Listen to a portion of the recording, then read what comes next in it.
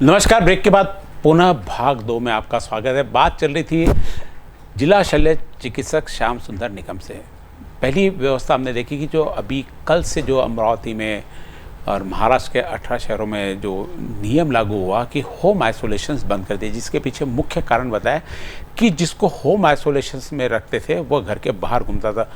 उसके लिए निश्चित रूप से प्रशासन भी कहीं ना कहीं जिम्मेदार है कि जिसको होम आइसोलेशन के लिए कहा गया उसकी मॉनिटरिंग नहीं हुई, उस पर कंट्रोल नहीं रहा, तो इसका खामियाजा पूरे लोगों को भुगतना है ना। एक प्रकार से अच्छा भी है कि आपको ही पता नहीं कि आपके सामने से कौन कोरोना से पीड़ित होकर जा रहा है, कौन आपको इफेक्ट कर सकता है, कौन आपको कर सकता है। आप तो बिल्कुल सहजता से, क्योंकि घर से बाहर निकलना स्वभाव है। घर से बाहर निकलना जब तक सरकार सख्ती नहीं करती, जब तक कोई छोड़ता नहीं। हर व्यक्ति एक बार घर से बाहर जाकर वापस चक्कर मारकर आना चाहता है। कई लोग इससे काम से जाते हैं, कई लोग बगैर काम से जाते हैं। इन सब चीज़ों के कारण भीड़ सड़क पे बढ़ती जाती, भीड़ के कारण कोरोना होता है ऐसा बताया गया। हालांकि कितना सही है ये तो रिसर्च का विषय है, क्योंकि इसमें रिसर्च कहीं पे भी अभी हुई नहीं है कि कोरोना आखिर है क्या। सिर्फ इससे बचने के उपाय बताए जा रहे हैं।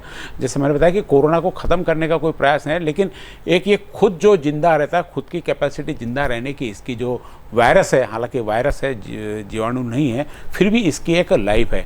बताया जाता है कि 14 दिन में ये अपने आप ख़त्म हो जाता है ना, नष्ट हो जाता है। यदि 14 दिन पूरे विश्व में यदि कोई 14 दिन 15 दिन तक कोई मरीज नहीं निकलता है तो शायद ये पूरी तरह से ख़त्म हो जाए।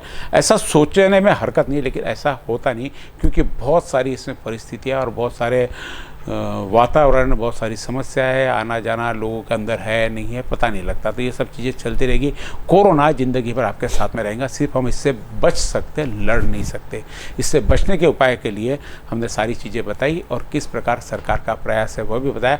अब आते हैं हम इलाज के ऊपर कि इसका इलाज किस प्रकार होता है। हमने अक्सर देखा कि इलाज के लिए जैसे 3-4 तरीके साहब ने भी बता दिए थे कि पहला जो होता है जो असिम्प्टोमेटिक का है वो सीसीजी में रखेंगे, उसके बाद में ऑक्सीजन की अवस्था, उसके बाद में वेंटिलेशन की अवस्था। अब ऑक्सीजन से वहाँ से ऑक्सीजन से वेंटिलेशन, कई प्रकार के इलाज है। इसमें कई लोगों की दवाइयाँ भी उपलब्ध नहीं थी, कई बार दवाइयों की ब्लैक मार्केटिंग होगी, कई बार कालाबाजारी हो गई, कई बार चोरी हो गई, क्योंकि जब पेशेंट ज़्यादा निकलते हैं, दवाई कम रहती है तो उसकी कालाबाजारी शुरू हो जाती है।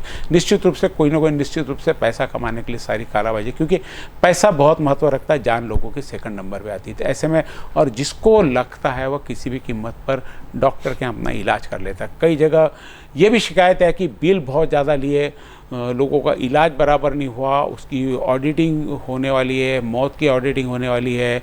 कई लोग अभी बता रहे थे कि रेमडेसिविर कितने लगा है उसकी ऑडिटिंग। ये सब कब होगा और कैसे होगा? क्या सब लोग लूट जाएंगे, पूरे ख़त्म हो जाएंगे?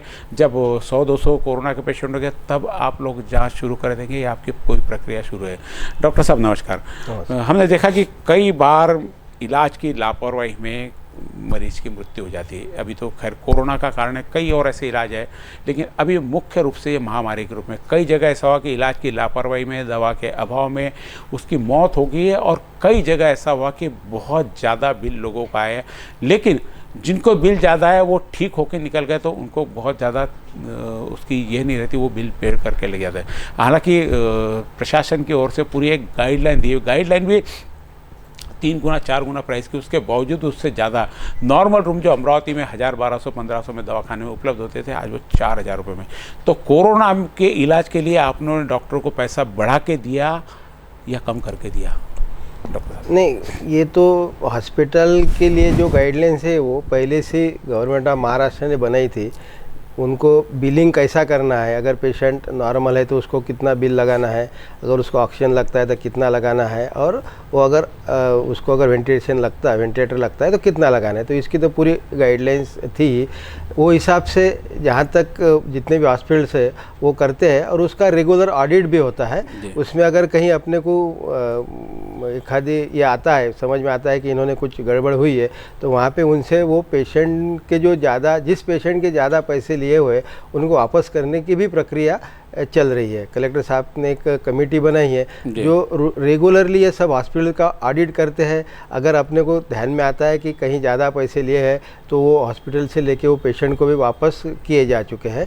मैंने खुद ने कितने भी हॉस्पिटल्स के ऑडिट किए, तो जो भी इरेगुलरिटी समझ में आती है तो उनको उसी टाइम को समझ दे के उनसे जो रिफ़ंड लेके पेशेंट के रिलेटिव को या पेशेंट को दे दिया जाता है। एक उसमें ट्रांसपेरेंसी है, और वो जो भी गवर्नमेंट का जीआर है, किस तरह से पैसे लेना है, वो भी गवर्नमेंट की गाइडलाइंस है। इसलिए अपन ऐसा भी नहीं बोल सकते कि उन्होंने ज़्यादा पैसे लिए या कम लिए। और आप जो बोल रहे कि ज़्यादा पेमेंट लगाया है या लगा है, गवर्नमेंट ने मुझे लगता है 4,000 रुपये रूम के, हाँ, जो 2,000 के तो उसके 4,000 रूम कर दिए। तो वो जो गवर्नमेंट के गाइडलाइन, इसलिए अपन उनको भी नहीं बोल सकते कम पैसे लो। वो तो डॉक्टर के ऊपर है कि वो अगर गवर्नमेंट 4 बोलती है तो वो अगर 3,000 लेते हैं तो उनका बड़प्पन है हो। और मुझे भी लगता है कि जहाँ तक है कि हमारे यहाँ जो गवर्नमेंट में जो फैसिलिटी है उसमें तो फ्री है सब, आपको किसी चीज़ का पैसे, मतलब मेडिसिन का भी नहीं लगता, कॉर्ड बेड्स का भी नहीं लगता, ना खाने पीने का, सब है। इसीलिए अगर जो वेल टू डू है, जिसको जो खर्चा कर सकता है और जो हॉस्पिटल के बिल भर सकता है, वो लोग अगर जाते हैं तो उनकी भी कोई शिकायत ना रहे। अगर उनके वो पैसे वाले इसलिए उनसे ज़्यादा पैसे लो, ये भी शासन की भूमिका नहीं है। और इसीलिए ये सब जो मॉनिटरिंग होता है हमारी टीम की तरफ से, वो रेगुलर मॉनिटरिंग रहता है। और अभी तक ऐसा बाद में छोटी शिकायतें आती है तो उनका हम जल्दी से निराकरण कर देते हैं। इससे मेरा बोलने के पीछे उद्देश्य मेरा ये था कि हमारे बहुत सारे रेट होते हैं शहरों के हिसाब से तय होते हैं।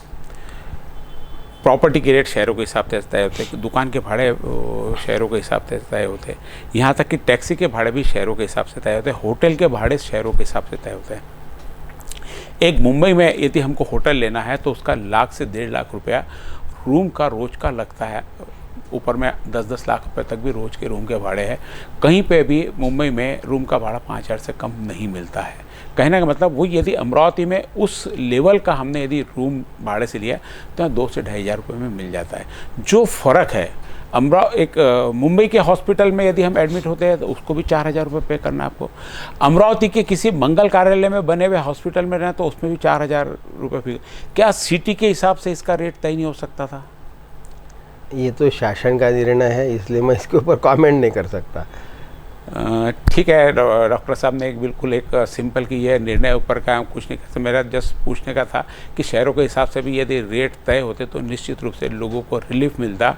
अब इलाज में जैसे आपने बताया कि लोग बिल ज़्यादा नहीं लेते, लेकिन हमने देखा डॉक्टर साहब कि आपने रूम का रेट तय किया है, लेकिन एक पीपी किट पहन के घूमता है, वो 20 मरीज अटेंड करता है, 20 लोगों को चार्ज होता है। एक डॉक्टर की अटेंडेंस की फ़ीस 2,000 रुपये पर मरीज लग जाती है। ये सारी फीस करते, रूम का रेंट आपने फिक्स किया है। दवाइयों के लिए कहीं पे भी गाइडलाइन नहीं है। हमने देखा कि 60,000 रूम का भाड़ा, 10 दिन का पीपी किट वगैरह सारा मिला के, और 1,00,000 रुपये, 1,25 रुपये दवाई का बिल आता है। ऐसे 1.5-2 लाख के बिल बन जाते हैं, क्योंकि नियंत्रण दवाई कौन सी देना नहीं देना ये गाइडलाइन में नहीं लिखा हुआ है कि रेमडेसिविर आपने कितने देना, कब देना, नहीं देना, किसको देना, कौन सी दवाइयाँ लगाना नहीं लगाना, पता नहीं गाइडलाइन में लिखा भी हो नहीं भी लिखा हो, लेकिन परिस्थितिवश वहाँ क्या उसको आवश्यकता है यह वहाँ बैठा हुआ गाइडलाइन में बनाने वाला तय नहीं कर सकता। इसलिए इस चीज़ों में बहुत ज़्यादा तफावत है, बहुत ज़्यादा अलग अलग बिल आता। 2 लाख रुपए का रूम का रेंट आपने फिक्स किया है, आपने आईसीयू का फिक्स किया, आपने वेंटिलेटर का फिक्स किया, लेकिन दवाइयों का कहीं पे फिक्स नहीं है। इसलिए ये सारी चीज़ें मुझे नहीं लगता कि कहीं भी किसी भी प्रकार से आपके कंट्रोल में होगी।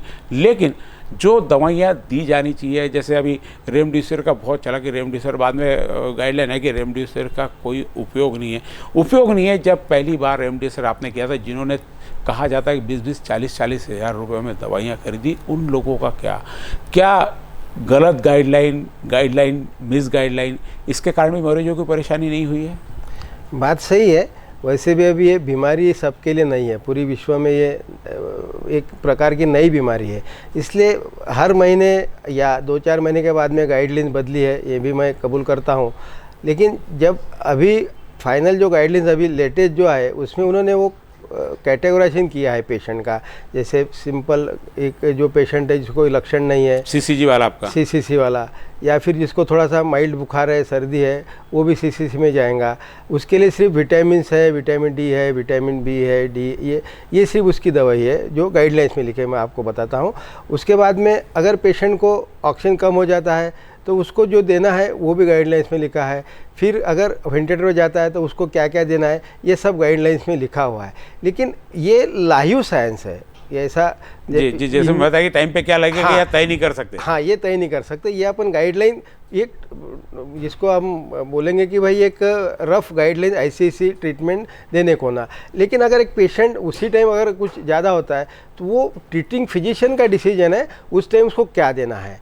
तो इसलिए अगर उस टाइम पे अगर जैसे एक आधा वो टोसी करके इंजेक्शन है, अगर पेशेंट को सीरियस हो जाता है, ऑक्सीजन सैचुरेशन कम हो जाता है, उसका जो इन्फ्लेमेटरी मार्कर्स है, डी डायमर है, CRP है, ये अगर बढ़ जाते हैं तो उससे तुरंत उनको डिसीजन लेना है कि भाई इसको टोसी देना है नहीं देना है। अगर वो टोसी देना है तो वो भी बहुत महंगा इंजेक्शन है। तो ये ऐसे इस तरह से फिर उसका बिल बढ़ना ही है, क्योंकि वो तो आप ऐसा नहीं बोल सकते कि भाई इंजेक्शन लगा, टोसी क्यों दिया, फिर टोसी दिया है तो उसका हम पैसे नहीं देंगे। तो इस कारण ये तफावत आ सकती है जिसको हम किसी को दोषी नहीं ठहरा सकते। ये वो बीमारी जो है वो किस तरह से प्रोग्रेस होती है वो हिसाब से आपको ट्रीटमेंट करना है, और ये पूरा जो भी डिसीजन लेना है वो उस टाइम जो ट्रीटिंग फिजिशियन है वहाँ का उनको लेना है, क्योंकि उसके पीछे जो उनका जो मकसद है कि किसी भी हालत में अपने को पेशेंट मरीज की जान बचाना है।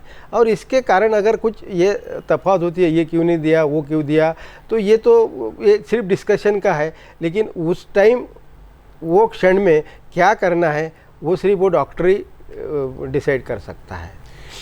क्योंकि डॉक्टरी पेशा एक ऐसा पैसा है, जैसे बताया कि लाइव साइंस चलता है, एक सबसे बड़ी एक अच्छी बात भी कह सकते हैं, और इस पेशे के लिए एक बुरी बात भी कह सकते हैं। लाइव साइंस में ऐसा कि उस समय डॉक्टर को क्या जजमेंट लेना है ये उसके अधिकार क्षेत्र में है। आपने चूंकि गाइडलाइन दे दी, लेकिन उस समय उसकी क्या आवश्यकता है, यदि हम उस आवश्यकता को नकार देते हैं तो मरीज लॉस हो सकता है। इसलिए डॉक्टर की ऐसी आवश्यकता को कोई नकारता नहीं। हो सकता उसकी आवश्यकता है नहीं है, या एक रिसर्च का विषय है कि उसने वह निर्णय क्यों लिया, लेकिन उस समय उसको लगता है। इसलिए डॉक्टरों के द्वारा दिए गए बिल जो कि गाइडलाइन के अनुसार भी ज़्यादा रहते हैं उसको चैलेंज नहीं हो सकता। ऐसा जिस ढंग से डॉक्टर साहब ने अभी मुझे बताया, आप सिर्फ एक रूम के भाड़ा जो तय किया हुआ है उसमें हो सकता है, लेकिन उसको क्या दवाई लगती, कितनी दवाई लगती, नहीं लगती, यह तो उसको जांच करते ही पता लगता है कि एक बार दिया भाई तो आपने तो रेमडेसिविर दे दिया, फिर इसका क्यों इसमें नहीं है। देने के बाद में दवाई असर करती है नहीं करती, करेगी नहीं करेगी, कोई चीज़ की किसी चीज़ की गारंटी इसमें नहीं होती है। इसलिए लाइफ साइंस जहाँ एक शब्द आ गया कि उनको परिस्थिति देख के निर्णय लेना पड़ता है कि क्या लेना है, क्या करना है। तो इसलिए बिल का डॉक्टर साहब ने बहुत आसानी से अभी उत्तर दे दिया कि किसी का ज़्यादा भी आता है तो उसने क्या किया, इसको हम लोग चैलेंज नहीं कर सकते। मेडिकल साइंस तो ऐसा ही कहता है। अब डॉक्टर साहब, कोरोना या आपने पहले सिम्टम्स दूसरे कैसे हो सकता है, क्या हो सकता है, आप भी कंटिन्यू सभी अस्पताल में घूमे। मैंने तो आपसे कई बार पूछा डॉक्टर साहब कि मैं और आप कई जगह मिले में कि आपको कोरोना क्यों नहीं होता। हालांकि आप भी बाद में कोरोना से पीड़ित हो गए, आप भी अपनी इस उम्र में भी कोरोना से लड़कर निकले। क्या अनुभव रहा आपका कोरोना का? नहीं, एक मराठी में मन है, जावे ज्याच्या वंशात तेव्हा कळे जी। तो ये बिल्कुल है कि हम कितना भी बोले तो भी एक जो कुछ क्षण के लिए कुछ ना कुछ ऐसा लगता है। और जहाँ तक हम डॉक्टर लोग हैं, हमको तो पूरा एकदम से सामने आ जाता है कि क्या क्या हो सकता है इसमें। जैसे साइटोकाइन स्टॉर्म से लेकर जो एकदम सीरियस करता है पेशेंट, ये सब ख्याल में आ जाता है। लेकिन एक जितने भी पेशेंट देखे 1.5 साल से जिस वातावरण में रह चुका हूँ, इसलिए इतना कुछ पैनिक नहीं हुआ। और मैं लोगों से यही कहना चाहता हूँ कि अगर आपको कुछ ऐसा डाउट भी आता है तो मैं मेरा एक खुद का अनुभव बताता हूँ कि मैं अब फरवरी 20 से ये वातावरण में हूँ पूरे इसमें, लेकिन मुझे कभी भी ऐसा नहीं लगा कि मैं संक्रमित हो सकता हूँ। लेकिन मालूम नहीं, जिस दिन ये जैसे मुझे 20 अप्रैल को ऐसा कुछ डाउट हुआ कि भाई अपने को सर्दी हुई है लेकिन ये कुछ अलग सी लग रही है मुझे, तो मैंने उसी टाइम सोच लिया कि नहीं, अपने को इस बार टेस्ट करना ही है। तब तक मैंने एक बार भी टेस्ट की नहीं थी। हालांकि मैं एक ऐसा इसमें हूँ कि मेरे को एलर्जिक राइनाइटिस, जैसे हमेशा सर्दी होना जो बोलते वो एक है, लेकिन जिस टाइम से अपन ये मास्क पहन रहे हैं उसके कारण ये नहीं हुआ। उसके सिर्फ मास्क एक कारण नहीं होगा, जो भी वातावरण की शुद्धि हुई थी, सब व्हीकल सब पोल्यूशन नहीं था, कुछ भी नहीं था, धूल नहीं थी, इसके कारण भी सर्दी नहीं हो रही होंगी। लेकिन इस बार थोड़ा हुआ तो मुझे ऐसा लगा कि अपन टेस्ट करना चाहिए।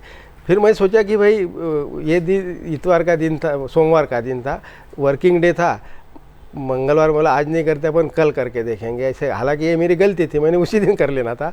बुधवार को छुट्टी थी, बोला ऐसा करते अपन कि मंगल को अपन अपनी टेस्ट कर लेते, बुधवार को अपने को वैसे भी अपन निगेटिव आने वाले हैं, फिर भी अपने को रेस्ट करना है, तो बुधवार को रेस्ट मिल जाती है।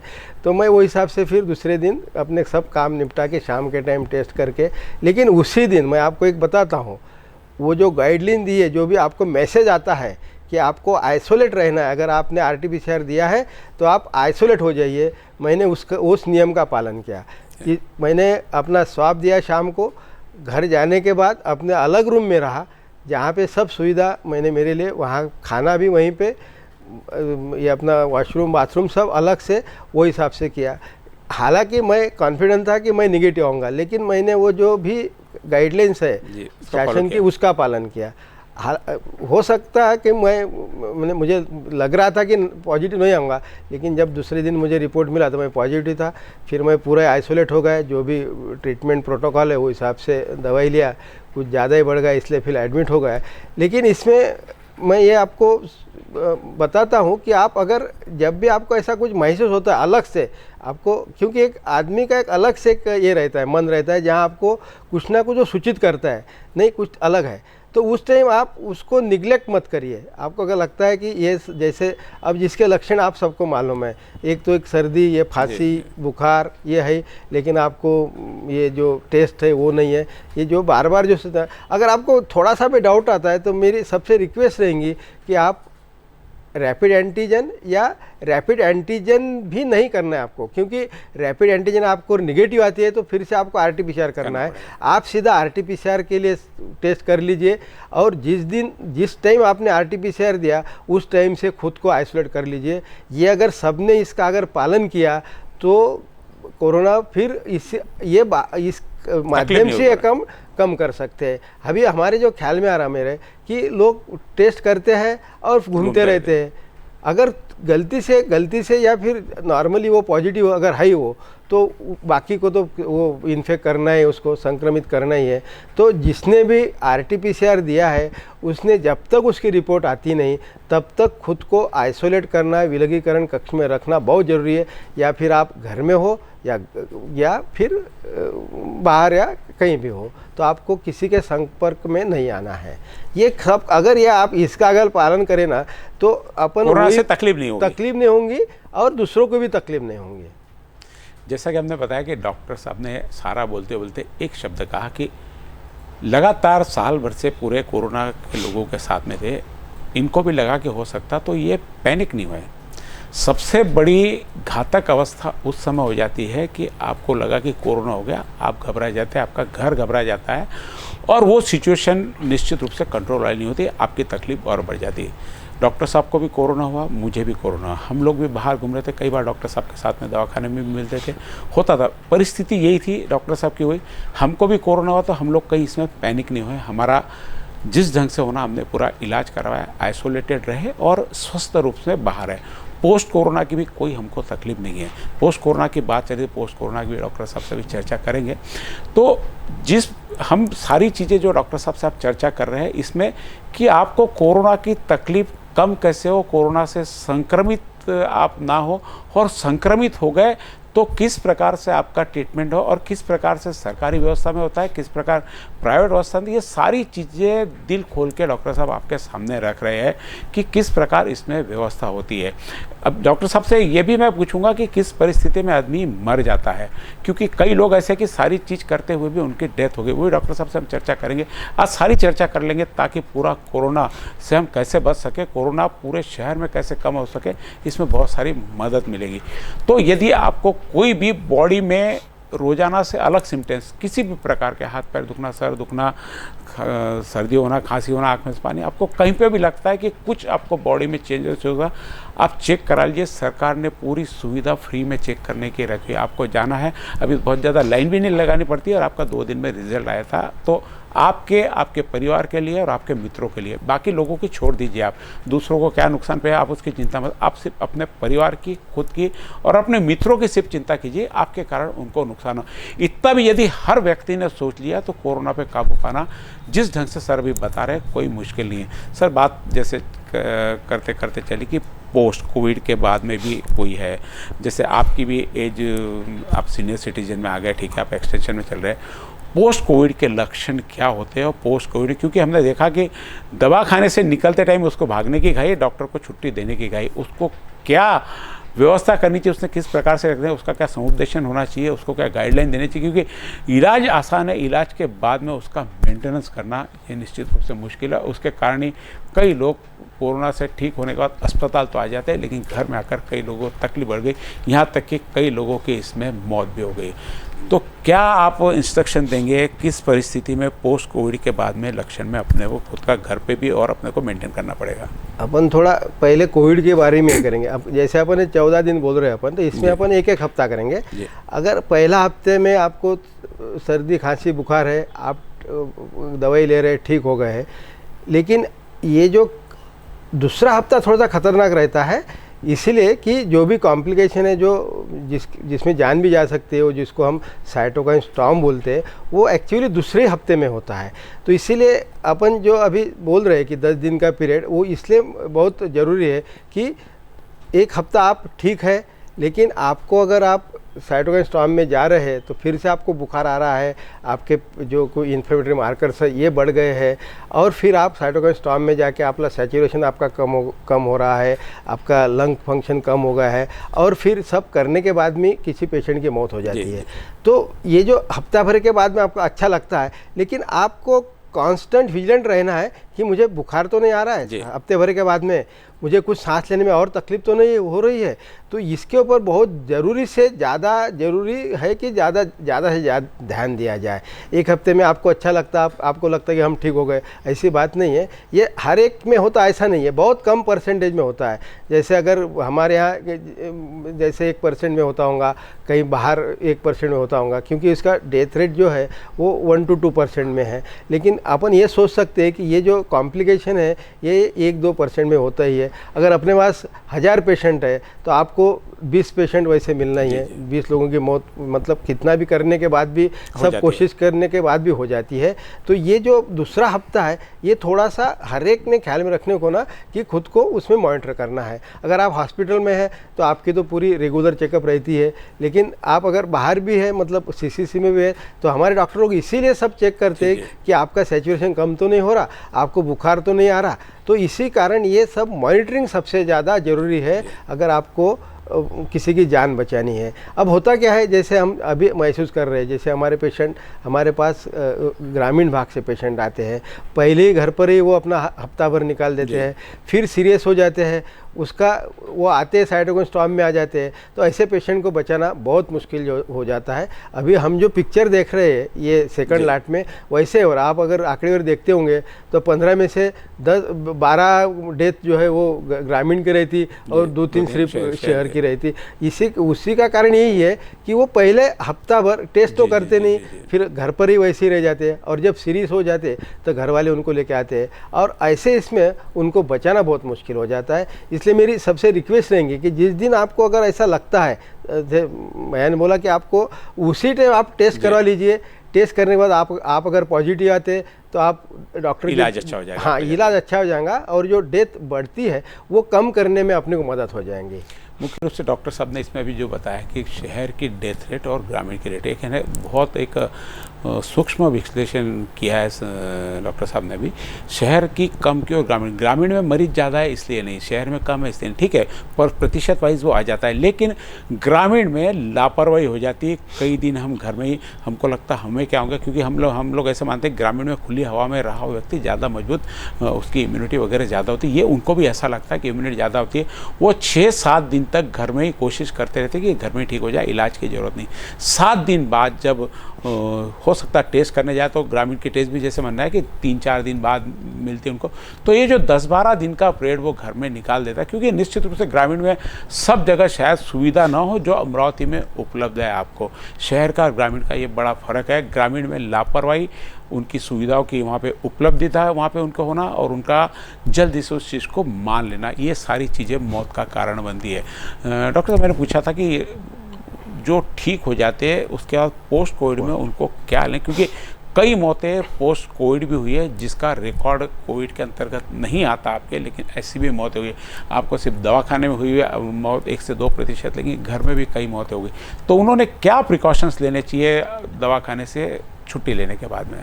नहीं, ये बहुत ही अच्छा प्रश्न है, लेकिन उसके पहले मैं आपको थोड़ा सा आपके माध्यम से पूरे अमरावती ज़िले में लोगों को बताना चाहूँगा कि अपन ने अभी हर तालुका प्लेस पे कोविड हॉस्पिटल जैसी सुविधाएं बनाई हैं, जहाँ पे सेंट्रल ऑक्सीजन की व्यवस्था है, और हम हर जगह ये वेंटिलेटर भी रखने वाले हैं। जैसे अगर देखा जाए 14 तालुके, तो 14 हर तालुके में अब एक हॉस्पिटल रहेगा, जहाँ पे जिसको ऑक्सीजन की ज़रूरत है या वहाँ पे अगर सीरियस हो जाता है तो वहाँ पे बाय पे वेंटिलेटर की भी सुविधा चालू हो जाएंगी। और इसीलिए मैं आपके माध्यम से सब ग्रामीण इलाके के हमारे जो भाई बहन हैं उनको कहना चाहूँगा कि इमीडिएट सुविधा उपलब्ध हो सकती है। हाँ, आपको इमीडिएट सुविधा आपके नज़दीक उपलब्ध हो जाएंगी। इसीलिए आप टेस्ट करना बहुत ज़रूरी है। आप टेस्ट कर लीजिए, अगर पॉजिटिव तो जल्दी से हॉस्पिटल में भर्ती हो जाना है आपको। अब बात आई अपनी पोस्ट कोविड की। जैसे कोविड का सबसे पहला जो ये है, उसका अटैक अपने फेफड़ों पे होता है, लंग्स पे होता है। वो लंग की कैपेसिटी जो है अपनी सांस लेने की, वो कम कर देता है। अब कुछ पेशेंट में हमको ऐसा दिखाई पड़ा कि उसकी इलाज होने के बाद में भी वो लंग फाइब्रोसिस हो जाता है, लंग सिकुड़ जाते हैं। उसमें जो कैपेसिटी है प्राणवायु जो अपना अंदर जो हवा लेते हैं अपन, उसमें जो प्राणवायु रहता है, अब हवा ही कम जाती है, इसलिए भी प्राणवायु भी कम मिलता है शरीर को, और इसी कारण फाइब्रोसिस के कारण उसका जो ऑक्सीजन सैचुरेशन है वो कम रहता है। अगर आपको ऐसा लगता है कि ऐसा तकलीफ हो रही आपको, तो आपने जल्दी से अपने डॉक्टर को दिखाना है। अगर कुछ दवाई जो है वो आपको प्रिस्क्राइब करेंगे। इसके साथ में हमारे ख्याल में ये भी आया है कि कुछ कोविड जो वायरस है, इसमें कुछ ऐसी तथ्य है कि वो जो कुछ बहुत सारी जो अपनी सिस्टम्स है, जैसा मेंदू है, हार्ट है, या फिर अपनी GIT जिसको अपन ये बोलते हैं पेट की जी संस्था है, इसके ऊपर भी असर करता है। अभी हमारे पास 2-3 पेशेंट तो मैंने खुद मेरे सामने आया था, एक पेशेंट जिसका जो पैर की जो रक्तवाहिनी है वो ब्लॉक हो गई और उसका पैर गैंग्रीन हो गया, पैर को गैंग्रीन हो गया। एक पेशेंट ऐसा था हमारे सामने कि जिसको पोस्ट कोविड में ठीक हो गया बेचारा कोविड से, लेकिन हमारे सामने हार्ट अटैक आया और उसकी डेथ हो गई। कुछ पेशेंट ऐसे थे कि कोविड में से ठीक हो गए और लकवा मार गया, उसके बाद में कुछ दिन के बाद वो भी गुजर गए।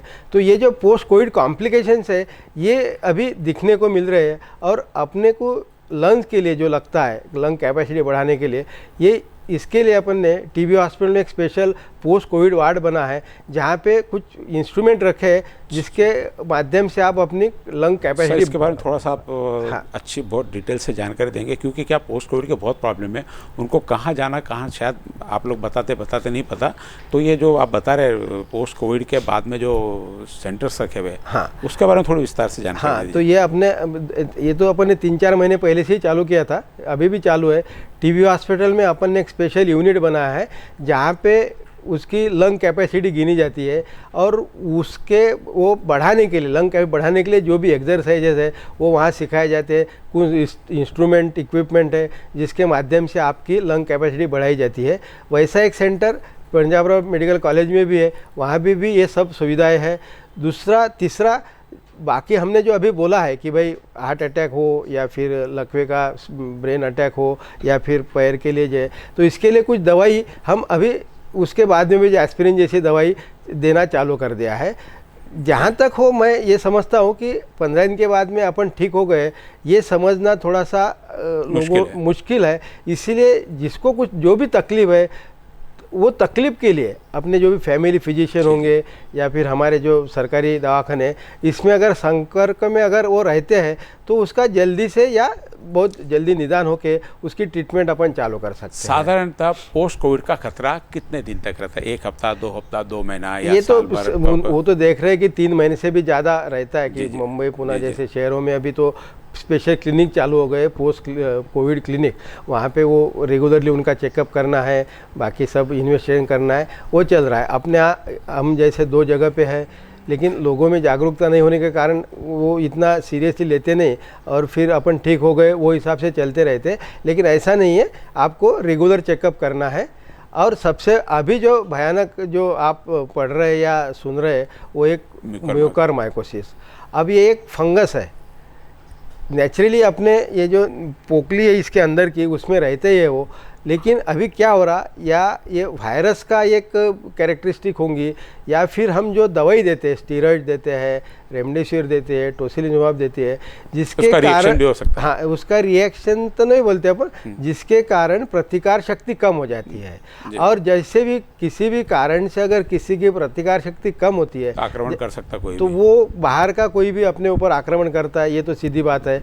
जैसे अब आपको अगर कैंसर है, आपको अगर किसी और कारण से आपकी इम्यूनिटी, जैसे HIV एड्स है, जिन का बीमारियों में अपनी प्रतिकार शक्ति कम हो जाती है, उसमें ये आक्रमण करता है। इसी प्रकार का ये म्यूकरमाइकोसिस अभी उभर के आया है और बहुत सारे पेशेंट हमको मिल रहे हैं। हालांकि हमने उसके ट्रीटमेंट के लिए स्पेशल वार्ड चालू किया है, उनको सर्जरी जो करना है एंडोस्कोपिक। ये अगला प्रश्न ये था आपका, जैसे बताया कि म्यूकरमाइकोसिस के पेशेंट म्यूकरमाइकोसिस के बारे में लोगों में अवेयरनेस काफ़ी अभी हमारे माध्यम से भी चल रहा है, लोगों को सारे जागरूक हो रहे हैं। म्यूकरमाइकोसिस जैसे बताया कि अभी उनके इलाज का भी खर्चा महात्मा ज्योतिबा फुले योजना के अंतर्गत उनको मिलेगा। एक वो भी थोड़ा सा आपने बताया, इसमें किसी को अपने पास से खर्चा नहीं करना है, सरकार पूरा इसका खर्चा करे, क्योंकि एक बहुत ये महंगी बीमारी है, बहुत आसानी इसको जो इंजेक्शंस लगते हैं वो भी काफ़ी महंगे हैं और कई मायनों में उसमें सर्जरी भी लगती है। तो क्या म्यूकरमाइकोसिस के लिए अपनी प्रशासन की क्या व्यवस्था है, उनकी सर्जरी की, पोस्ट कोविड की, इलाज की, उनकी मेडिसिन की, उसके लिए क्या अलग है? क्या प्राइवेट में भी अस्पताल हुआ तो क्या खर्चा सरकार उठाएंगी या अपने सरकारी अस्पताल में सरकार उठाएंगी? इसकी थोड़ी सी जानकारी चाहिए हमको। अभी ये जो मैंने बोला कि म्यूकरमाइकोसिस फंगस बीमारी है, अगर पहले स्टेज में अगर आपके ध्यान में आती है तो ये पूरी तरह से ठीक हो सकती है, लेकिन आपने थोड़ी सी लापरवाही की, अगर वो बढ़ती है तो फिर बहुत ही मुश्किल, बहुत ज़्यादा मुश्किल हो जाता है। इसलिए मैं आप सबसे निवेदन करूँगा कि जो भी उसके लक्षण है प्राइमरी, जैसे यहाँ पे दर्द होना है, दांत में दर्द होना है, या फिर आपकी सर्दी जो बोलते सर्दी हो रही है आपको, तो आपको तुरंत ENT सर्जन को दिखाना है या फिर किसी भी डॉक्टर को दिखाना है। उनको अगर डाउट आता है तो वो फिर उसकी इन्वेस्टिगेशन अपने तरफ से ऐसी कहीं व्यवस्था की है कि जिसको डाउट है जाके अपने कोई सेंटर पे जाके चेक कर ले, वो करके ये अपन प्रशासन की तरफ से? हाँ, इरविन में आपकी रेगुलर जांच होती है। हमारा जो ENT सेक्शन है वहाँ पे आके वो कभी भी OPD के टाइमिंग में दिखा सकते हैं। अगर डाउट आता है किसी को भी तो अपन सस्पेक्ट करके उसको फिर एडमिट करके उसका CT MRI करके ट्रीटमेंट जल्दी से चालू कर सकते हैं। लेकिन अभी हमारे जो ख्याल में आ रहा है कि बहुत लेट पेशेंट आते हैं, इसके कारण उनका जो बीमारी है वो साइनस से लेके तो आँख तक पहुंच जाती है, फिर आँख से ब्रेन तक पहुंच जाती है और उस टाइम बहुत कठिन हो जाता है। उसके लिए लगने वाली जो प्राइमरी सर्जरी है वो अपने इरविन में अवेलेबल है। हमारे जो इरविन के ENT सर्जन है डॉक्टर मल्ले साहब, वो खुद ये एंडोस्कोपिक सर्जरी करते हैं। अंदर से जो भी ये पोकली है जिसको हम साइनस बोलते हैं, इसका क्यूरिंग करना या फिर जो भी वहाँ पे फंगस जमा है वो उसकी इलाज करना, ये चालू रहता है। हमारे पास अभी बहुत मात्रा में तो नहीं, लेकिन लिमिटेड स्टॉक आता है एम्पोटेरिसिन भी करके जो इंजेक्शन इसका लगता है, जो एक इंजेक्शन 6-6 हज़ार का है, लेकिन गवर्नमेंट की तरफ सरकारी अस्पताल में उपलब्ध है। हाँ, हमारी तरफ उपलब्ध है, लेकिन हम वो जहाँ भी ये पेशेंट है म्यूकरमाइकोसिस के पेशेंट के हिसाब से उनको भी बांट रहे हैं, ऐसे शासन के निर्देश है इसलिए हम दे रहे हैं। लेकिन हमारे पेशेंट को इंजेक्शन ना मिले, ऐसा हम नौबत ना आए, ऐसा हमारा एक प्लानिंग रहता है, इसलिए बाहर में थोड़ा सा फिर उसको कम देना पड़ता है। लेकिन जैसे भी ये इंजेक्शन रेगुलर उसका सप्लाई चालू हो जाएगा तो इसकी कोई हमको अपने को तकलीफ नहीं रहेंगी, या फिर पूरी मात्रा से जो भी ट्रीटमेंट है वो कर सकेंगे। इसका बहुत बड़ा ये है कि इसका पहले एक डोज 6 इसका है इंजेक्शन का, यानी एक साथ 6 इंजेक्शन ना पड़ता, वो भी मिनिमम 7 दिन के ऊपर 14 दिन भी हो सकता है, 21 दिन भी हो सकता है। इसलिए अगर एक इंजेक्शन 6 हज़ार का, 40,000 रुपये रोज 36,000 के रोज 4 दिन का आपको 3 तो लाख रुपए खर्चा लग सकता है। ये सारी बातें पूछने के पीछे डॉक्टर साहब प्रयास ये है कि कोरोना एक बहुत आसान लगता है कि घर में बैठ के भी ठीक हो जाता है व्यक्ति, क्योंकि घर में 80% लोग घर में ठीक हो गए, लेकिन जिसको परेशानी हो जाती है कोरोना होने के बाद में भी जो परेशानी वो कहीं कम नहीं है। और बेहतर है कि इतना सारा इलाज कराए उससे परहेज करा हुआ बेहतर है। सारा इस चर्चा के माध्यम से बताने का उद्देश्य यही है कि कोरोना ठीक है, आज हम लोग लगता है कि 2% सिर्फ मॉर्टलिटी बहुत ज़्यादा थोड़ी है, लेकिन 2% में भी कुछ ऐसे कोरोना के बाद में पोस्ट कोविड आते जो आपके कोविड में मौत नहीं होती, ऐसे भी कई मौतें हो गई है।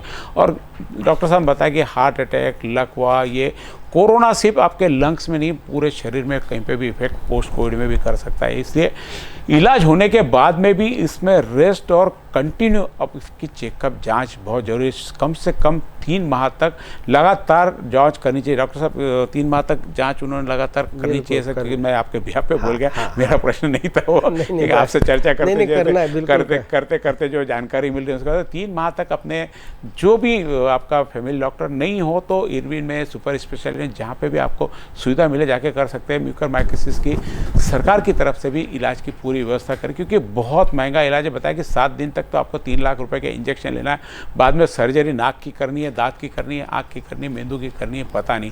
नाक तक तो आप बच सकते, दांत तक बच सकते हैं, आँखों तक यदि बढ़ता है ये और तो जैसे हमने पिछले भी चर्चा में 3 दफा बताया, आँखों तक बढ़ता है तो फिर बचना मुश्किल हो जाता है।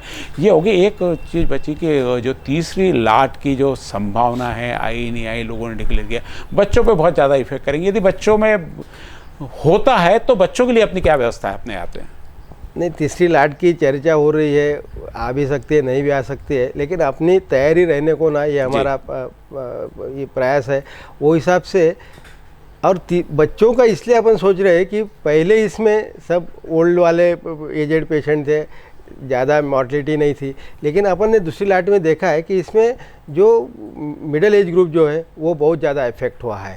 अभी बचा एक ही ग्रुप है, वो है बच्चों का ग्रुप, क्योंकि ये तो मैक्सिमम लोग इन्फेक्ट हो चुके हैं या फिर बहुत सारे लोगों को वैक्सीन भी बढ़ गई, जिनका वो वैक्सीन भी मिल चुका है। अब बचा हुआ सिर्फ वर्ग बचा है, वो है बच्चों का।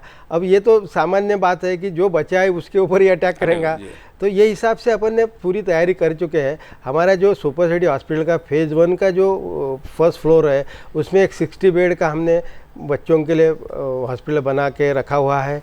उसके साथ में हम पूरे जितने भी हमारे तालुका लेवल पे हॉस्पिटल्स है वहाँ पे हर जगह 10-10 बेड बच्चों के लिए बना के रखे हैं। और प्राइवेट के भी कुछ हॉस्पिटल्स है जो बच्चों के लिए खास कोविड हॉस्पिटल्स है, जैसे पारिजात है, लाइफ केयर है, ये सब हॉस्पिटल जहाँ कोविड की परमिशन दे दी गई इनको, हाँ वो दे देंगे। हाँ, नहीं इसको है, पारिजात को है, ये इसको भी है। तो और आगे कोई आते हैं फिर भी तो उनको भी बच्चों के हिसाब से उस टाइम अगर ज़रूरत पड़ती है तो जैसे अभी अपन ने सेकंड जैसी जरूरत पड़ेगी वैसे तैयारी कर लेंगे। यानी कितने भी लोग लगे तो अमरावती में बच्चों के हॉस्पिटल्स की तैयारी प्रशासन की है। चूँकि इस भी एपिसोड में समय की सीमाएं बहुत है, चर्चा और भी करनी शायद हो सकता, हम एक ब्रेक के बाद और चर्चा में थोड़ा सा, क्योंकि वैक्सीनेशंस के बारे में भी पूछना और कुछ डॉक्टर्स आपके अनुभव लेना जो 14 महीनों में कोरोना के काल में। ये एपिसोड हम यहीं अभी रोकते हैं। इसमें आपको क्या व्यवस्था है, कैसी व्यवस्था रहेगी और पोस्ट कोविड क्या होता है, इस बारे में विस्तार से क्या सब चीज़ का बताने के पीछे उद्देश्य कि कोरोना होने से बचना ज़्यादा अच्छा है इलाज कराने के बजाय। इलाज में ठीक है, आपके पास पैसा है, सारी सुविधा है, सारी चीज़ करा लेंगे। जैसे अमेरिका ने कहा कि जितने कोरोना के मरीज होने दो, हमारे पास में सारी सुविधा है। देखा हमने 6-7 लाख मौत वहाँ पर हो गई है। सुविधा होती है इलाज के लिए, लेकिन यदि आपको कोरोना को यदि आप निमंत्रण देते हो तो सुविधा भी कहीं ना कहीं पस्त हो जाती है। बजाय सुविधाओं का उपयोग करना, सरकारी सुविधा का उपयोग करना कि सरकार ने सारी चीज़ें हमारे लिए करके रखी है, बेहतर है हम परहेज करें। इस एपिसोड में बस इतना ही, पुनः आएंगे अगले एपिसोड में।